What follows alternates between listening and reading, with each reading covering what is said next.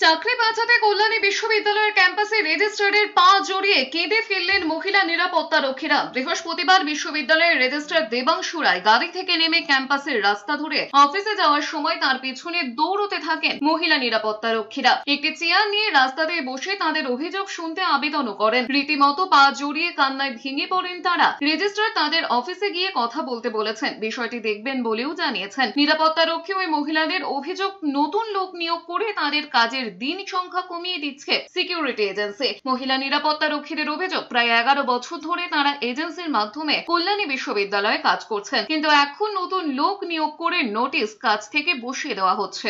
আমরা এত 11 বছর ধরে ডিউটি করছি, হঠাৎ করে এজেন্সি নতুন নতুন মেয়ে নিচ্ছে, ছেলে নিচ্ছে, নিয়ে আমাদের ডিউটি ফাট করে বসিয়ে দিচ্ছে, দিয়ে অন্য মেয়েদের ডিউটি দিচ্ছে। আমাদের সংসার কি করে চলবে? স্যালারি অর্ধেক হয়ে গেলে কেন? এটা কি, এটা কেমন রুল?